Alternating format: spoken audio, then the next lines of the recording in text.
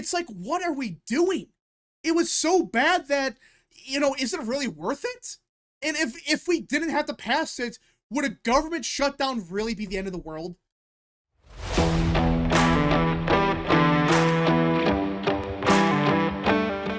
What is up, people of the internet? It is me, your real American, back in with a new video, and I hope everyone is having a great day. I'm having a great day myself, and before I get into it, don't forget to like, subscribe, share with your friends, and of course, join the channel today. These are all great ways to support the daily content, but enough of the promotional stuff, let's get into it.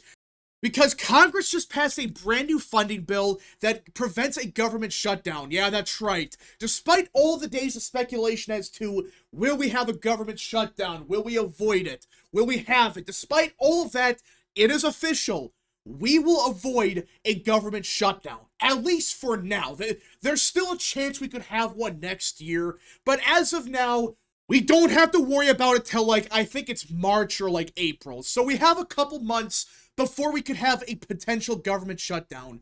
Now, does this mean that this was a victory? Of course not. Listen, I said yesterday that the brand new deal, which was the one that passed, was the best deal. It was. It was the best deal for the government funding, compared especially to the first one. I mean, the first one was awful. It was 1,500 pages. The newest one, a lot of the crap that we wanted out of it was gone. All right, there's a lot of bad stuff that was not in the brand new version of the bill, and it was only 100 pages, which compared to the first one, that's a big win. Just for the simple fact that it's not 1,500 pages of crap. It's only 100 pages, which is still a lot, but compared to 1,500 pages, yeah, I think this was a win on that front.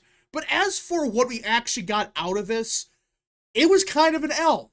And I would argue the biggest L of all of this was Mike Johnson potentially causing a civil war within the Republican majority. Listen, I have defended Mike Johnson through a lot of crap. There's a lot of stuff that, while it was awful, wasn't really his fault. He was in a bad position throughout his entire tenure. But this funding disaster, I would argue, you can't defend it. You cannot defend what Mike Johnson did here. Because it's not just, oh, we passed a funding bill. No, that's not the problem. It's how Johnson handled it. For those that don't know, just a couple days ago, Mike Johnson was trying to push forward a disastrous bill. He was pushing a bill that was so bad that even a bunch of more moderate establishment Republicans, they were saying, hey, what is this? What is this garbage? For those that don't know what was in the bill, it was effectively everything Democrats wanted, and then some. It was an utter disaster, and you could argue it gave away all of our leverage for the rest of this Congress, because it was such a disaster that Democrats got everything they wanted, and then some. So Mike Johnson, he tried to push that forward, and it ended in disaster. Republicans were saying, we are voting no.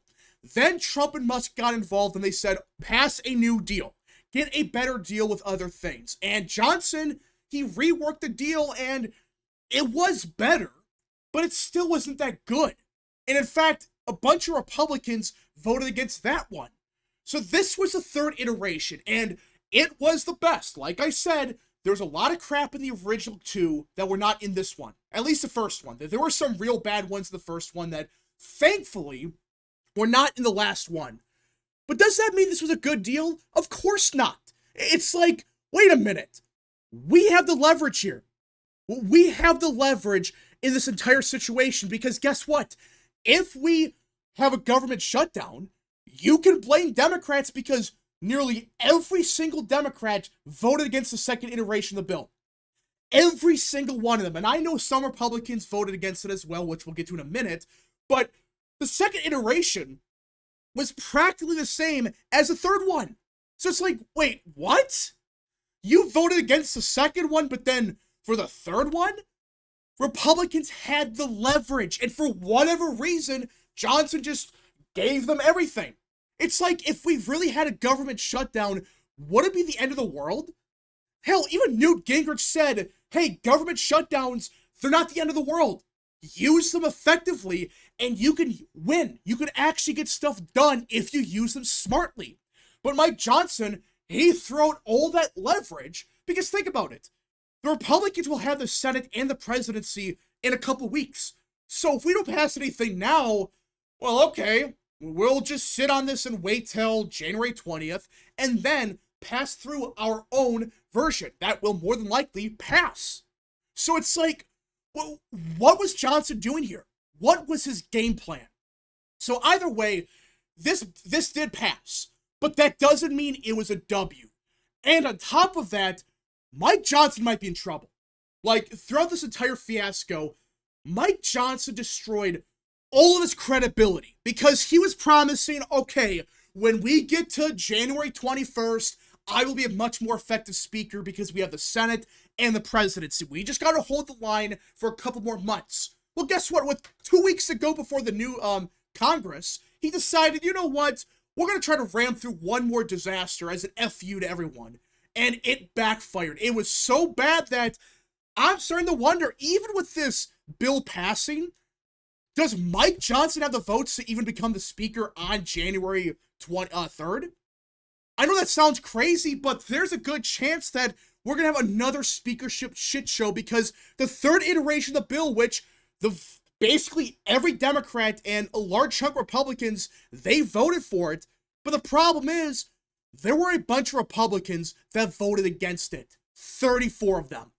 Now, I want to be clear, like I said yesterday, just because you voted against these packages, that doesn't mean you're a rhino. I'm sick and tired of some of these people that really believe that if you vote against this, you're a rhino.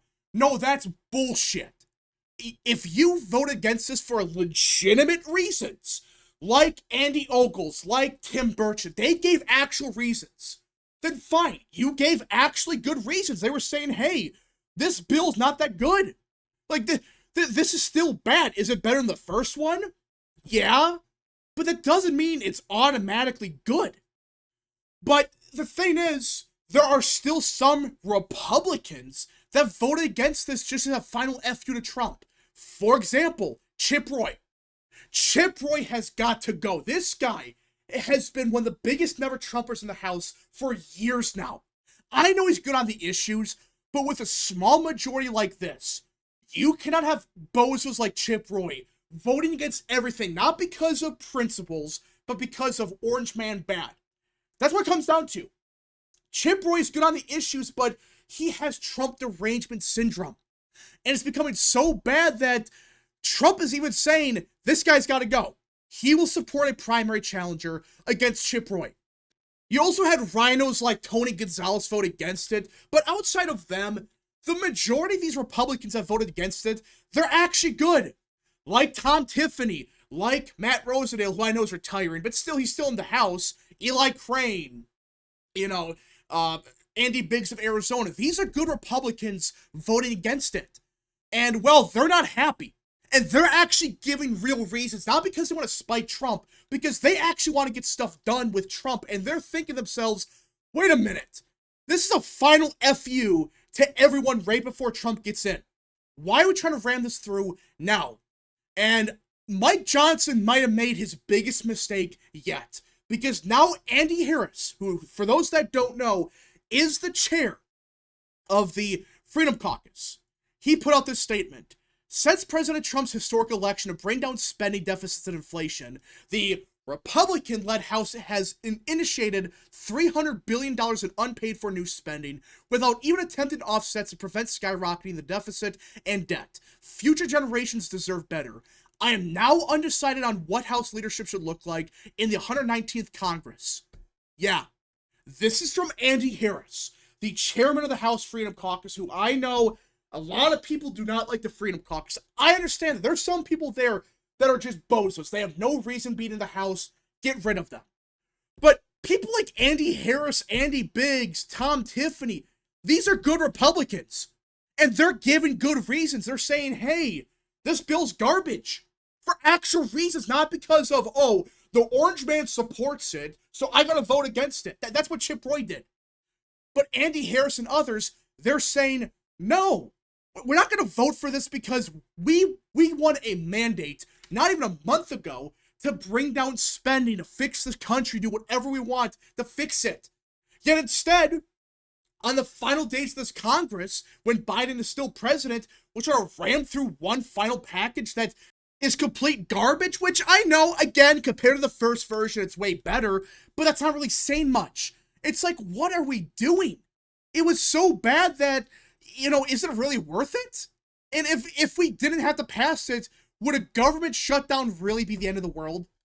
I know you want to try to avoid it. That's usually the logic. Like, you want to avoid a government shutdown because the American people would blame you. But Newt Gingrich yesterday said, hey, we had a bunch of government shutdowns in the 90s, and we did fine. You just got to be smart with it. You just got to communicate with the American people what's happening. And all you have to say here is, hey, Democrats are doing everything they can to derail to avoid a government shutdown. They're trying to stop it. They're trying to have a government shutdown because they vote against everything we support. So, it's their fault. That's all you have to do. If you had to really do that situation where you have shut down the government, just blame Democrats. And you actually have legitimate reasoning. But I don't know what Mike Johnson or others are doing. Now, do I support getting rid of Johnson? Honestly, I don't know. The biggest problem is there anyone in the House that can get the votes? Honestly, I don't know. We're in a situation now where could any Republican in the House get the votes? The only ones that might are people like Byron Donalds, maybe. Kevin Hearn, I could see. You know, he's good, but someone like Kevin Hearn, maybe. Donalds is really the only option I could see right now, and would he accept it? For those that don't know, Byron Donalds wants to run for governor of Florida, and I think he's going to run, so would he really accept it? I guess he could, maybe, but I find it very unlikely, and even then, after Donalds, who do you got? Who would even want this position, especially when you factor in, oh wait, we have a 3-seat majority. So people like Thomas Massey, Chip Roy, and Victoria Sparks, they can derail everything. Right? They can derail everything despite the Orange Man. Not really Massey, but especially Chip Roy. Chip Roy would do everything to screw Trump over. That's what it comes down to. Will that happen? I don't know. It's a damned if you do, damned if you don't situation. If you get rid of Johnson, we could have no speaker. But if you keep Johnson, well, even with Trump in the White House, is he going to just do everything he can to give Democrats what they want? I really don't know. I mean, this is a situation where if Republicans had like 225 in the House, I would say, get rid of this asshole. Just get rid of him. He's utterly useless. Get rid of him. He has done nothing for us. But now it's like, we have such a small majority. Could anyone else get the votes, realistically? Outside of Donalds, who I don't think he even wants the position, I don't know. I really don't know what you do if you're a Republican in the House. If Johnson, you know, is challenged out and he's thrown out, I would not be against it. But make sure beforehand you got the votes to get a new speaker. We do not want another fiasco where 5 minutes later, oh yeah, it's a complete shit show. We have no clue what's happening, and by some miracle, Hakeem Jeffries becomes speaker. We want to avoid that. Make sure that doesn't happen. Which I don't think will, but the current House majority is so small, anything could theoretically happen. So let's just wait and see what happens, but if the Freedom Caucus does not support Mike Johnson, I don't see how he gets a position of speaker. I really don't. Especially if you have Andy Harris already saying this, he might be in deep trouble. He might be in deep trouble if Harris is already saying, I have no clue who to support. Anyways, folks, thank you so much for watching. If you guys did enjoy, smash the like button down below, subscribe, share with your friends, hit that little bell, follow the social media accounts in the description down below, and of course, join the channel today. Godspeed to all of you.